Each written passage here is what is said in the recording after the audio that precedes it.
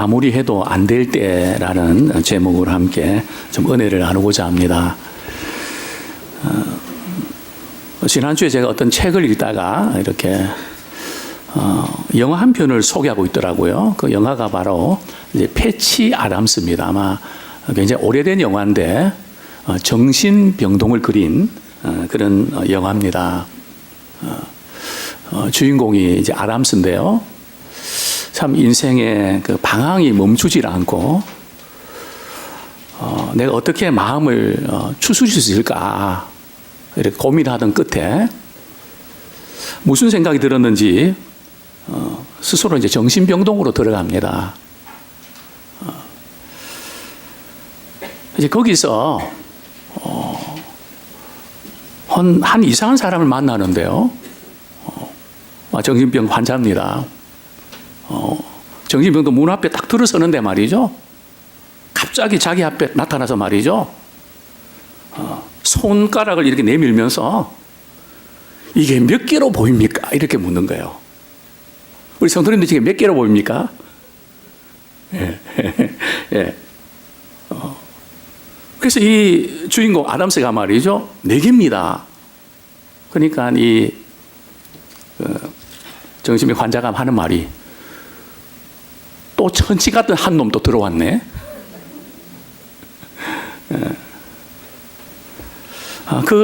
지금 정신병 환자는 참 유명한 대학자인데요. 아더 맨델슨입니다. 너무 이렇게 깊이 자기를 파고들다가 결국은 정신병에 걸린 환자인데요. 그런데 이 지금 주인공 그 아담스는 그 답이 궁금했던 겁니다. 이게 몇 개로 보이냐고 이게 계속 이렇게 신경이 쓰이는 겁니다. 그래서 이 아더 멜던슨 그 방에 들어가죠.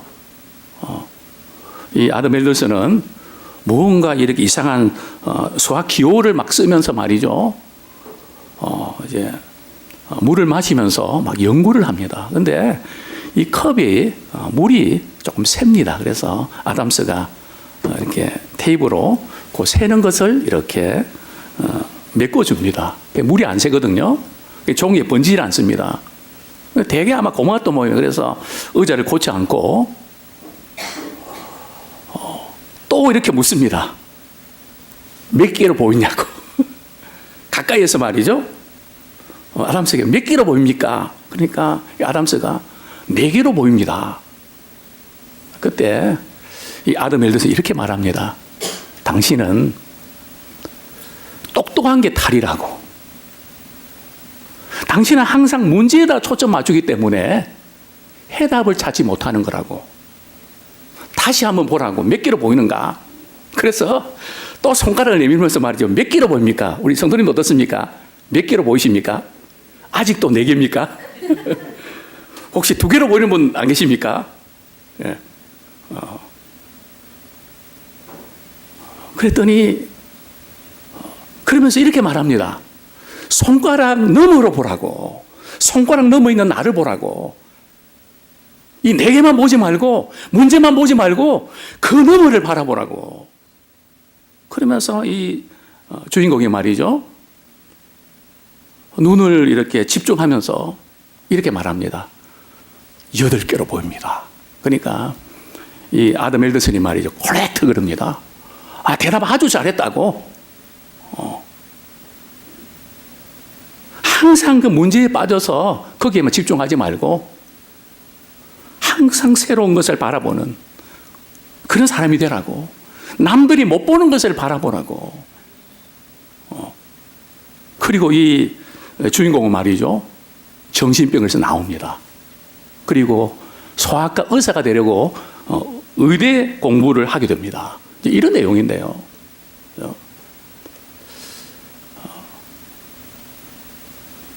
몇 개로 보이십니까?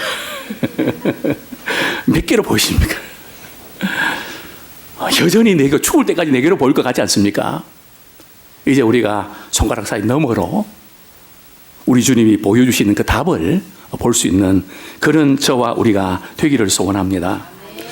오늘 본문에 보면 참 베드로가 실패해서 말이죠. 허탈한 가운데 그물을 씻고 있는 우리가 장면을 보게 됩니다. 그죠? 참 실패한 베드로입니다. 그죠? 이 베드로는 이 지금 호숫가에서, 게네사렛 호숫가에서 지금 고기를 잡고 있는데요. 이 게네사렛 호숫가는 갈릴리 호수의 별칭인데, 요단강에서 내려오는 말이죠. 차가운 수온과 또 갈릴리 바다에서 이렇게 나오는 그 뜨거운 온천수가 합쳐져서 말이죠. 본래 그 게네사렛 호숫가는, 갈릴리 이 바다는 고기가 많이 잡히는 곳입니다. 그동안 참 어부 출신으로 고기를 잘 잡았고 참 생계하는데 별 어려움이 없었습니다. 그런데 이날 밤은 밤새도록 고기를 잡았지만 한 마리도 잡히지 않은 겁니다. 아니, 잘 돼야 되는데 왜 이렇게 안 되는지, 잘 될 수밖에 없는 상황인데 왜 이렇게 꼬이는지, 왜 이렇게 될 듯 하면서 왜 이렇게 안 되는지, 베드로는 참 깊은 실망에 빠져 있죠. 베드로만 안 되는 게 아니고요, 다른 배도 고기가 안 잡히는 겁니다. 그날 밤은 그 곳에 말이죠, 그 게네사렛 호숫가에 고기는 씨가 많은 것 같은 그런 느낌이 드는 하루였습니다. 저는 먼저 이렇게 질문을 드리고 싶습니다. 우리 주님이 성공할 때 찾아올까요? 실패할 때 찾아올까요? 어떻습니까? 우리 주님이 주로 언제 찾아오시는 것 같습니까? 성공할 때입니까? 실패할 때입니까? 물론 성공할 때도 찾아오시고 실패할 때도 찾아오시죠. 그러나 성경적으로 보면, 아니, 우리의 삶을 통해서 보면 주님은 언제 주로 많이 찾아오시는 것 같습니까? 성공할 때입니까? 실패할 때입니까? 다솜이 째려보지 말고 하도 시키니까 그래도 유튜브에 뜹니다. 성공할 때일까요? 실패할 때일까요? 예? 실패할 때. 저는 주님이 실패할 때 찾아오는 게 저는 정말 싫었습니다. 왜냐하면 우리 때 말이죠, 대학 그렇게 들어가다가 떨어지면 어디라 가라고 말이죠?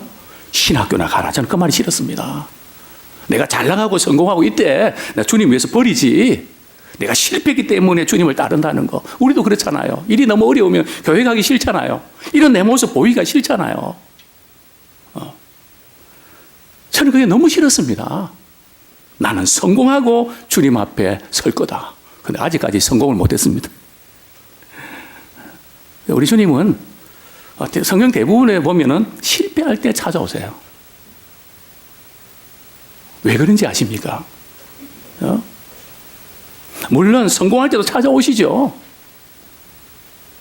성공의 허탈감에 사로잡히는 사람, 실패의 좌절감에 사로잡히는 사람, 바로 그 사람들에게 주님은 찾아오십니다.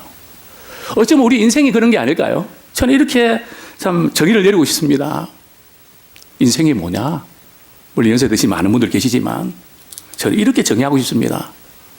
성공이 주는 허탈감과 실패가 주는 좌절감에 흔들거리는 시기의 추와 같습니다.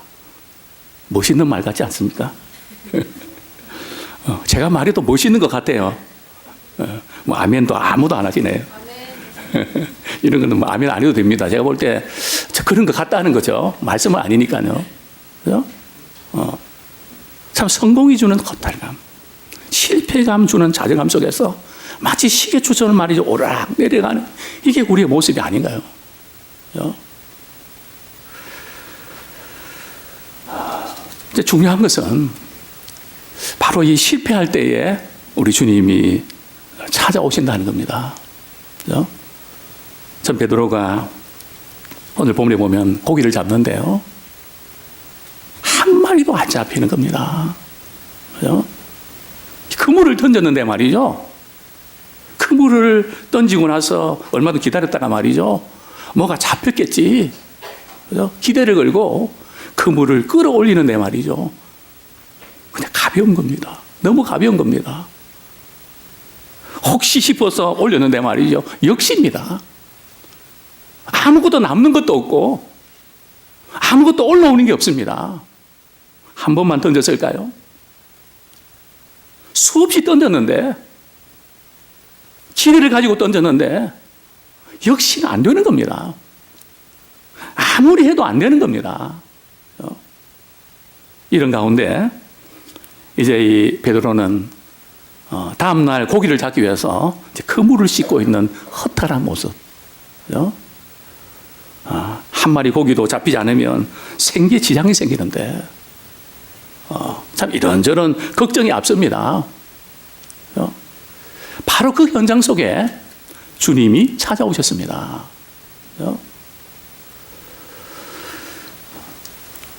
많은 사람들이 하나님 말씀을 들으려고 예수님께 몰려왔습니다. 사람들이 몰려드는데요. 도저히 감당이 안 되는 겁니다. 그래서 예수님이 이거 어떡하지? 보니까 배 두 척이 있는데요. 배 한 척에 올라탔습니다. 그리고 이제 조금 떨어진 곳에서 말이죠. 배 위에서 설교단을 삼아서 하나님의 말씀을 전합니다. 그 배의 주인공은 누구였을까요? 바로 시몬 베드로입니다. 베드로는 계속해서 이제 그물을 씻고 있는 거죠.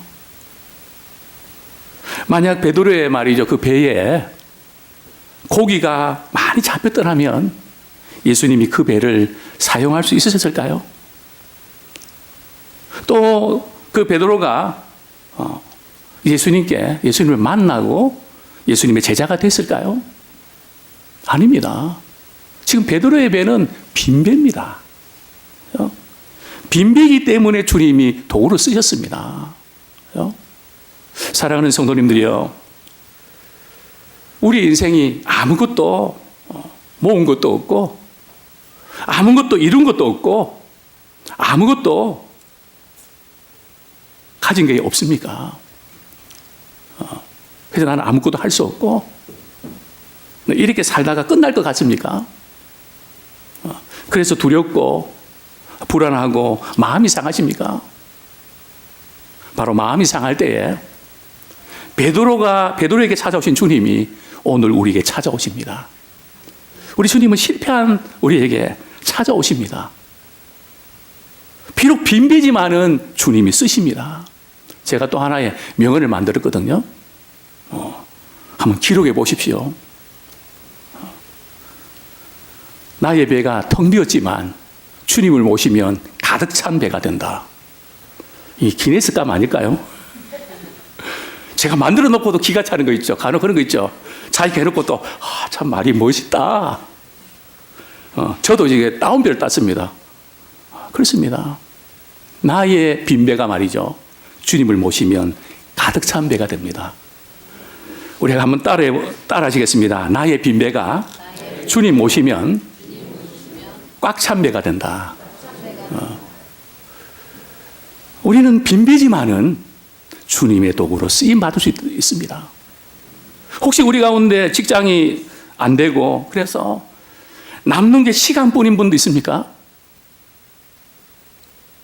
주님이 사용하실 절호의 찬스입니다. 남는 게 시간이라는 거 굉장히 중요합니다. 혹시 우리 가운데 남는 게 돈밖에 없습니까? 그것도 좋은 기회입니다. 주님이 쓰실 좋은 기회입니다. 정말 주님은 우리에게 우리의 실패 가운데 찾아오시고요. 또 실패 가운데 있는 우리를 또 사용하십니다. 자, 그런데 예수님께서 말씀을 다 마치시고요. 개인적으로 베드로에게 이렇게 말씀하십니다. 예수님이 베드로에게 던진 첫 마디가 뭐였을까요? 너가 왜 실패한지 아냐? 너 죄 때문이야. 회개하라고 말씀하셨을까요? 회개하라, 천국이 가까웠다고 말씀하셨을까요?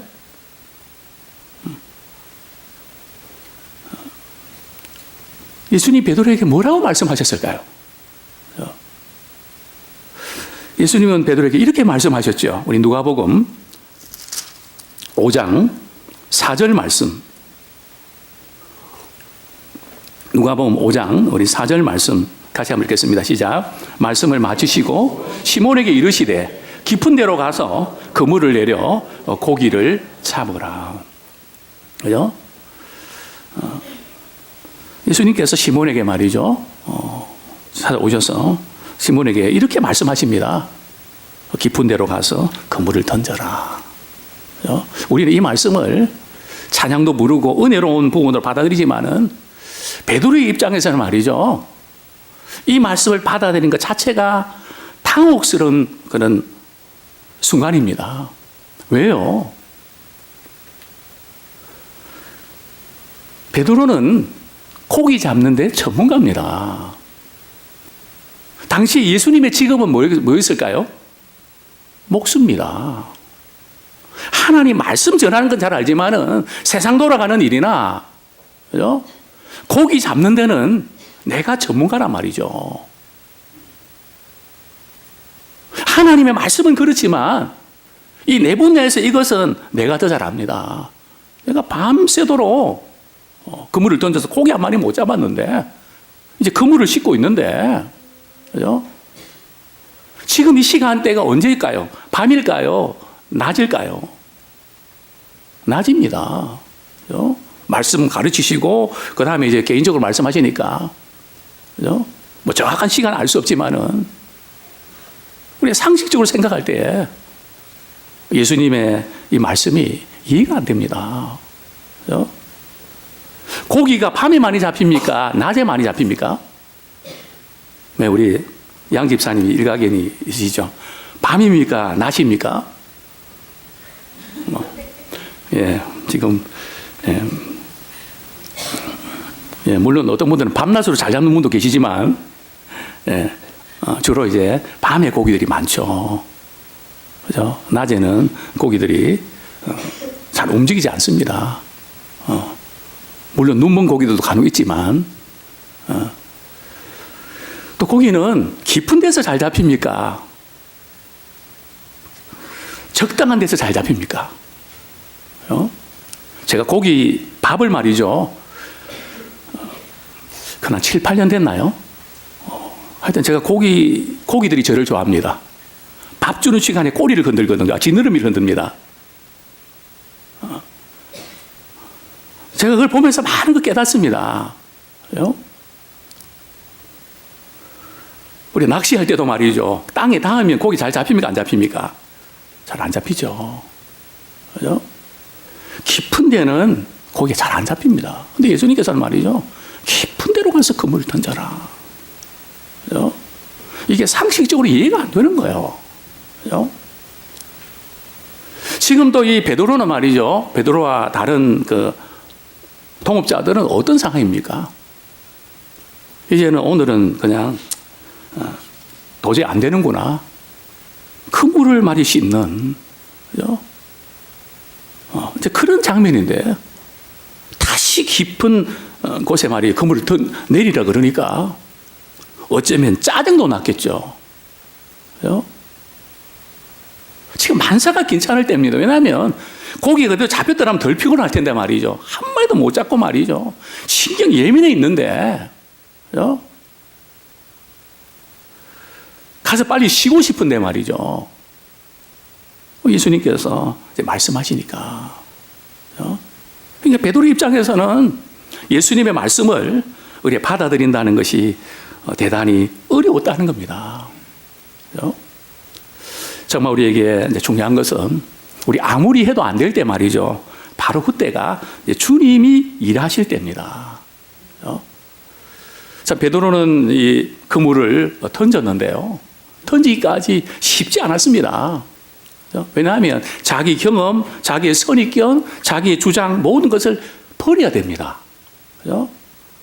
내가 저 사람보다 낫다고 생각하는데 내가 왜 저 사람 말을 들어야 되나? 물론 그분이 예수님이시지만, 그죠? 하나님의 말씀은 그렇지만 다른 것은 아니지 않냐. 예수님 말씀하셨죠. 누구든지 나를 따르거든 자기를 부인하고 자기 십자가를 지고 나를 쫓을 것이니라.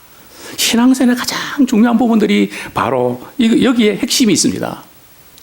내 생각, 내 주장, 내 경험, 그 모든 것을 버리라는 거죠. 그 고집도 버리라는 겁니다. 우리 주님은, 우리 베드로는 이 상황에서 어떤 반응을 보이죠? 우리 5절 말씀 우리 같이 한번 읽도록 하겠습니다. 5절 말씀 시작. 시몬이 대답하여 이르되 선생님 우리들이 밤이 새도록 수고하였으되 잡은 것이 없지만은 말씀에 의지하여 내가 그물을 내리리이다 하고. 굉장히 중요합니다. 베드로가 성질이 참 급하고 말이죠. 굉장히 결단력이 뛰어난 사람이 틀림없습니다. 그동안의 상황을 이야기합니다. 그죠? 밤새도록 이렇게 수고했지만 고기 한 마리도 못 잡았습니다. 그죠? 이 현실적인 것을 인정을 합니다. 무조건 믿습니다가 아니고요. 그동안 해왔던 부분들을 사실들을 주님 앞에 내놓습니다. 아무리 해도 안 됩디다. 해도 너무 안 됩디다. 그렇지만 주님의 말씀에 의지해서 내가 그물을 내리겠습니다. 바로 요 대목입니다. 그죠? 우리가 지금까지 내 방법과 내 생각 다 해봤지만 안 됩디다. 그러나 다시 한번 주님 말씀을 그렇게 하시니까 제가 그렇게 하겠습니다.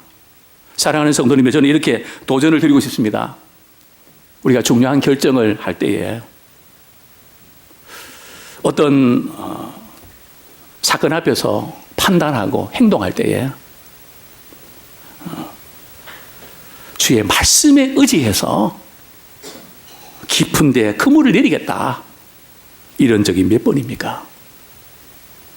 결정적인 순간에, 중요한 순간에 나는 이렇게 하고 싶고 또 다른 사람도 저렇게 하라 그러고 경험적으로 볼 때 이렇게 하니 맞는데 주님이 말씀하시니까 제가 그렇게 하겠습니다. 이런 순간들이 많아지길 원합니다.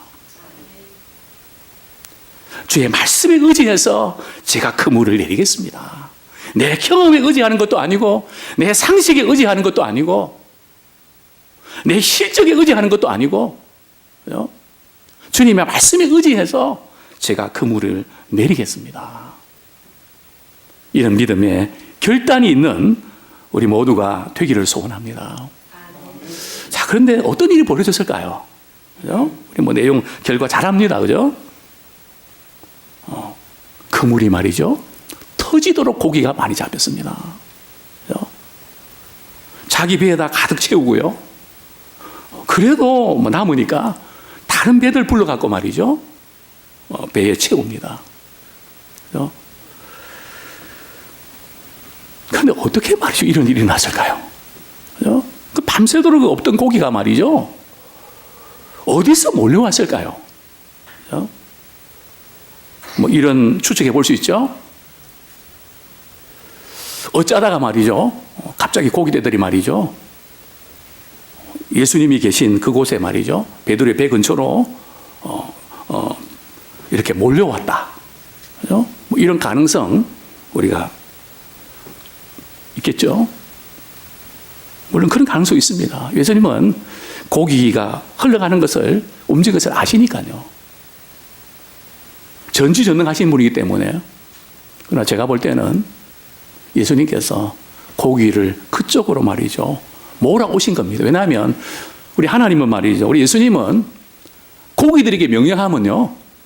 고기들이 몰려옵니다. 그거 아세요? 우리 하나님은 교회 안에만 계신 분이 아니시고요. 우리의 삶의 모든 정력에서 주관하시고 역사하시는 분이십니다. 우리 일터에서도 간섭하신 분이세요. 지금 베드로에게는 지금 일터 아닙니까? 삶의 현장에 우리 주님은 찾아오신 겁니다. 그걸 어떻게 알 수 있냐고요? 요나 보면 압니다.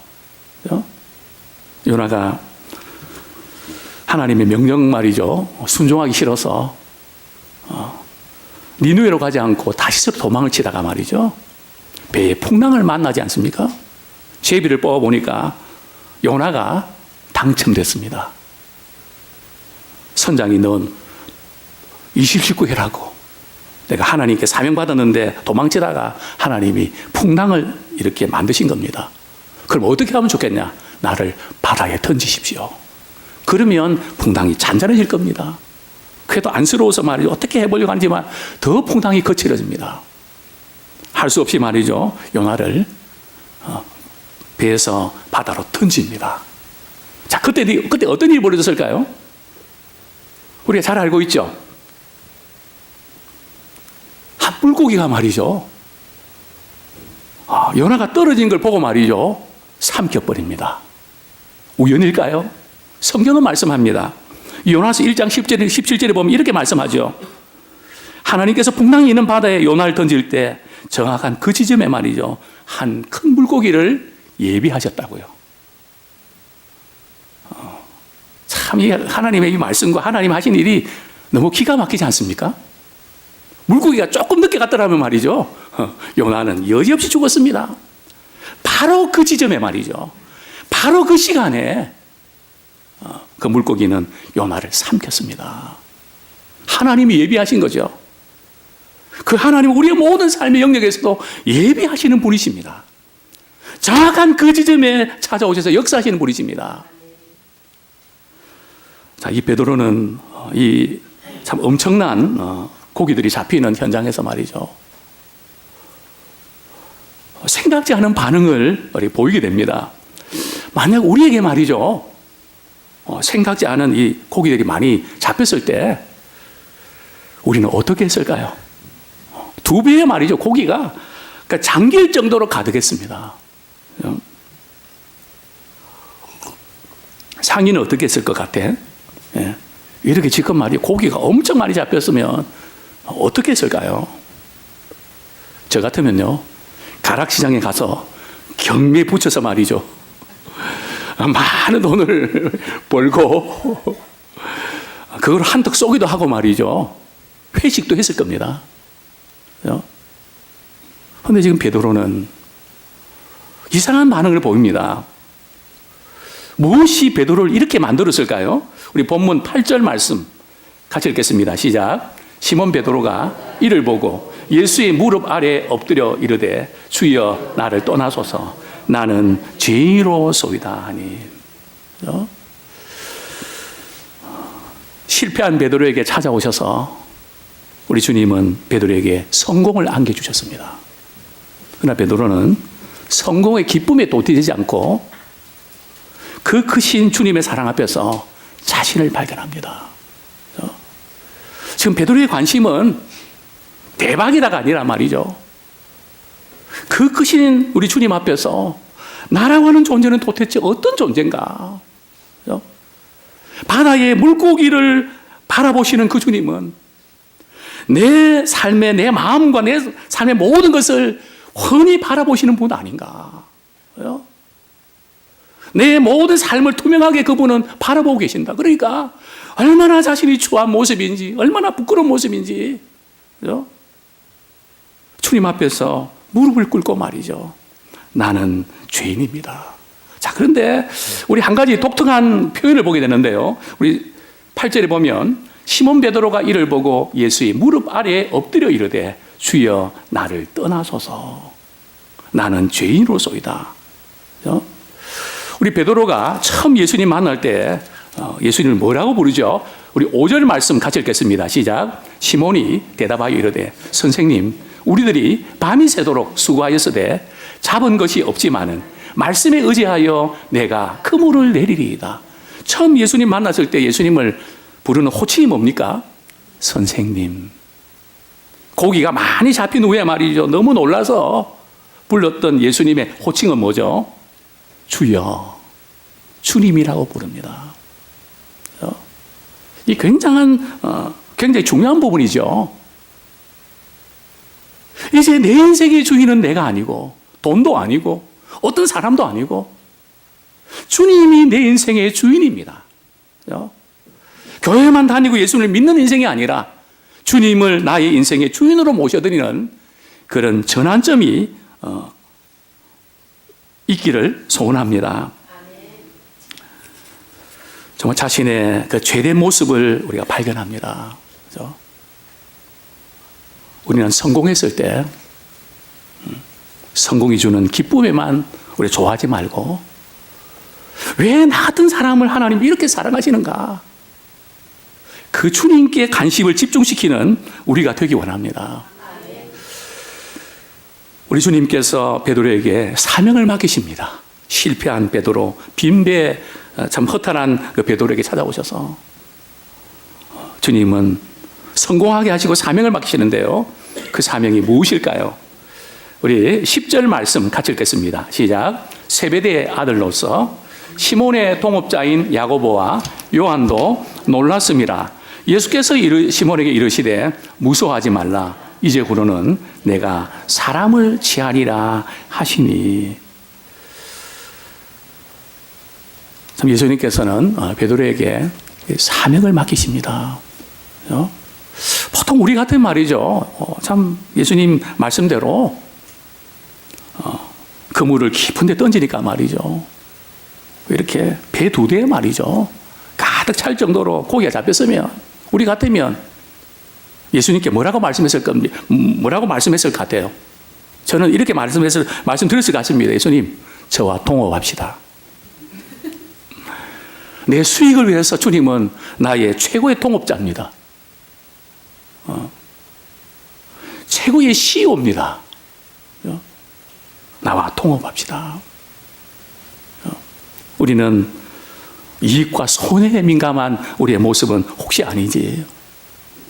주님을 믿는다고도 하지만 베드로는 크게 관심을 갖는 게 아니고요. 주님, 나는 죄인입니다. 신앙은 손해와 이익이 아니고요. 가치와 생명의 문제입니다. 정말 내 인생의 진정한 가치가 뭔가? 참 사는 것처럼 사는 게 뭐냐? 내 인생의 궁극적인 목적이 뭔가? 오늘 저는 우리 찬양대에서 찬양팀에서 부르던 찬양, 주님 한 분만으로 나는 만족한다. 주 한.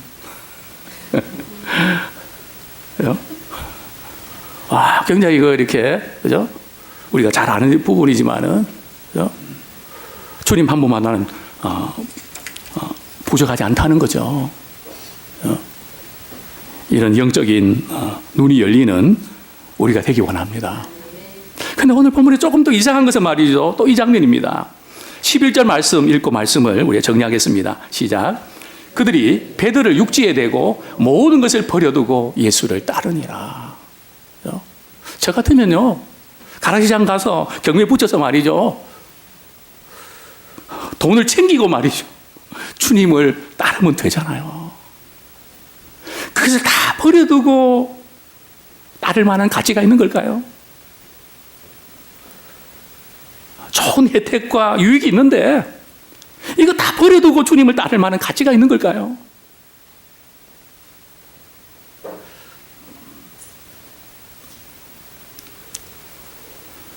베드로가 주님을 나의 주님으로 모신 후에 어떤 것을 버려도 아깝지 않을 만큼 주님은 베드로의 인생의 전부였기 때문에 그렇습니다.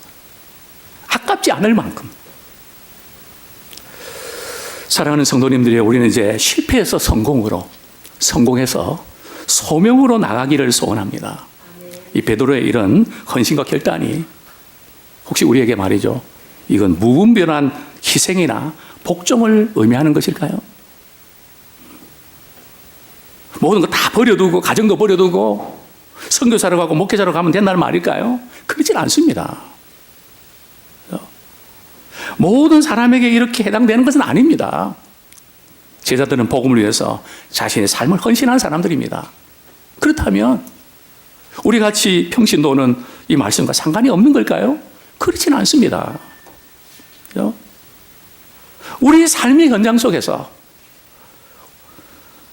주님이 기뻐하신지 무엇인지 우리는 늘 거기에 초점 맞추면서 우리의 삶의 영역에서 우리가 잘 감당하는 우리가 되기를 소원합니다. 지금까지 아무리 해봐도 안 되는 것이 있습니까? 이제 한 가지 방법이 있습니다. 주의 말씀을 의지하여서 그물을 내리십시오. 이성적으로는 도저히 안 될 것 같는데 주님 그렇게 말씀하셨습니다. 오늘 제가 설교 말씀 듣고 보니까 불현듯 내가 이렇게 한번 해봐야 되겠다. 주의 그 말씀 의지하고 내가 깊은 곳에 그물을 내리겠습니다. 한번 시도하고 도전해 보시기를 바랍니다. 주님께서는 능치 못하실 일이 하나도 없습니다. 실패 가운데 주님은 찾아오십니다. 우리의 삶의 현장에서 문제를 해결하시는 주님을 만나시기를 원합니다. 놀라운 사랑의 주님 앞에서 우리 자신을 발견하고 우리 한 사람을 주께로 인도하는 사람을 취하는 자 되기 원합니다. 제가 병원에 우리 갔다가 이렇게 책이 꽂혀 있는데요.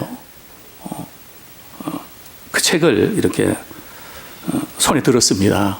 하워드의 선물이라는 책인데요. 제가 인용하고 설교를 마치려고 합니다. 지금 걸려 넘어진 그 자리가 당신의 전환점입니다. 전환점은 기회의 덩어리긴 하지만 오래 기다려주지는 않습니다. 폭주 기관차처럼 돌진해 왔다가 번개처럼 멀어집니다. 참 재미있는 표현이죠. 폭주 기관차처럼 말이죠. 돌진해 왔다가 번개처럼 말이죠. 멀어진다는 거죠. 기관차를 놓치지 않으려면 그것이 전환점이라는 사실을 직시하고 재빨리 올라타야 합니다. 주의 말씀 의지해서 다시 한번 시도하시기를 원합니다. 이제 우리 말씀 붙잡고 같이 한번 기도하겠습니다. 참 실패하고 허탈한 가운데 그물을 싣고 있는 내가 이렇게 살아서 뭐하나 여러 가지 안 좋은 생각들 때문에 좌절감에 빠지는 분도 있습니까? 나의 모든 삶이 빈배입니까? 아무것도 없습니까? 그러나 바로 그 빈배를 주님이 찾아오셔서 꽉 찬 배로 만드십니다. 또 우리의 실패에서 성공으로, 성공에서 사명으로 우리에게 말씀하십니다. 무엇보다도 우리 이성적으로 이해가 안 되고 정말 이렇게 내가 잘한다고 하는 그 모든 것 때로는 내려놓고 주의 말씀에 의지해서 우리가 그물을 내리는 우리가 되기 원합니다. 이 시간 우리 말씀 붙잡고 회개와 결단의 기도 드리겠습니다. 하나님 아버지,